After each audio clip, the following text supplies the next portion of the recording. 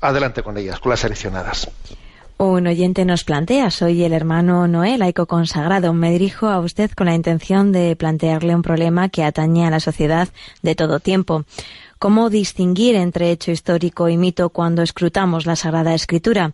¿Cómo saber si interpretar literalmente un texto de la Biblia o tomarlo alegóricamente? Por ejemplo, la creación del ser humano en el Génesis. Creo que este episodio en concreto no puede ser tomado literalmente, sino que necesita una interpretación. Cuando toda la Escritura se considera un mito, nos enfrentamos con el problema del laicismo, y cuando toda la Escritura se interpreta literalmente, nos enfrentamos con el problema del fundamentalismo. ¿Cómo encontrar un equilibrio? ¿En qué nos debemos basar para dar una historicidad a los textos? Creo que debemos ser dóciles a la doctrina de la Santa Madre Iglesia, pero muchas veces el significado de cada episodio bíblico depende del intérprete de turno y no del posicionamiento oficial de la Iglesia.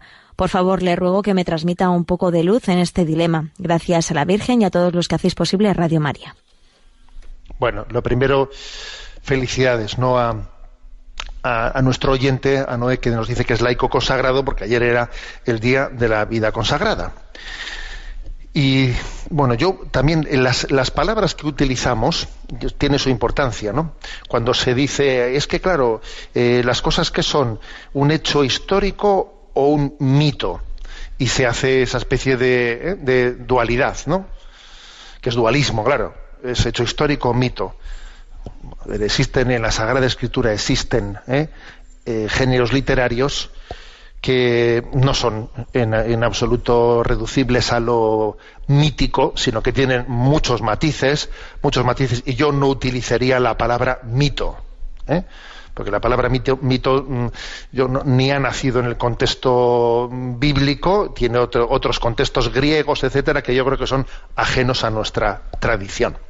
Pero está claro que en los libros de la Sagrada Escritura, que no olvidéis que la Sagrada Escritura no es un libro, sino es una colección de muchos libros, ¿no?, del Antiguo, del Nuevo Testamento, tienen géneros literarios, o sea, formas de expresión muy distintas, y nosotros mismos llamamos a algunos de los libros que están incluidos dentro de la Biblia, les llamamos libros históricos, a otros les llamamos libros sapienciales, a otros les llamamos... O sea, somos conscientes que dentro de los distintos géneros de expresión, pues hay algunos que se aproximan más a lo que en nuestra cultura moderna llamamos concepción historiográfica, etcétera. Bueno, siempre hemos dicho que la Sagrada Escritura no es un libro que ilumina la salvación del hombre, los misterios de la salvación. Una frase que se ha hecho emblemática, ¿no?, que todos conocemos. La Sagrada Escritura, la Biblia, no nos explica cómo va el cielo, sino cómo se va al cielo, O sea, por ejemplo, esa frase está formulada en el contexto de intentar ver en la Sagrada Escritura, pues, afirmaciones de tipo astronómico, cómo van los planetas, la Sagrada Escritura no nos dice cómo va el cielo, nos dice cómo se va al cielo, o sea, tiene otra dimensión. Bueno, esa expresión, pues, es hermosa, ¿no? Por ejemplo, San Juan Pablo II, en esas catequesis sobre el amor humano, en las que hace una exégesis del libro del Génesis, claramente hablando, él está descifrando, pues, cada una de esas imágenes, ¿no?, de cómo Dios creó al hombre, cómo Dios creó a Adán, cómo Dios creó, por ejemplo, Dios creó a Eva de la costilla de Adán.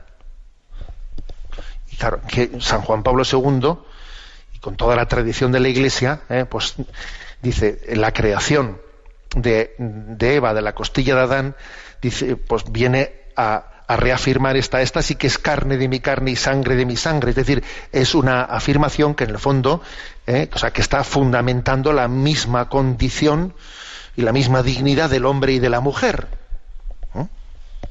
Alguien que fuese, o sea, que leyese ese texto fuera de los parámetros en los que el magisterio de la Iglesia lo lee, pues podría empezar a decir, pues mira, entonces la mujer es secundaria, y entonces es como una participa algo del hombre, pero no es todo el hombre. A ver, sería ridículo, ¿no?, hacer una lectura desde parámetros feministas radicales, ¿no?, sobre ese texto bíblico, O, por ejemplo, cuando en ese texto se dice Dios formó al hombre del barro de la tierra, le formó del barro de la tierra y después sopló en su nariz un aliento de vida.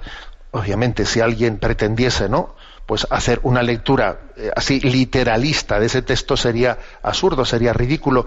Y sin embargo, como San Juan Pablo II en esas catequesis, pues él aprovecha para hablar de la dignidad de una condición carnal del hombre, material del hombre, de la cual no nos avergonzamos, porque ha nacido del barro, ha nacido nuestra condición carnal, en ella somos hermanos de todo el resto de la creación, participamos del resto, de la dignidad del resto de la creación, pero sin embargo, ese soplo, ese aliento de vida que sopló en su nariz hace referencia a la originalidad única, ¿no?, del hombre que no es comparable al resto de la creación, a su alma, al alma creada directamente por Dios y que hace que el hombre sea un interlocutor con Dios como no lo es el resto de la creación. Bueno, entonces, claro, la pregunta de Noé, entonces este tipo de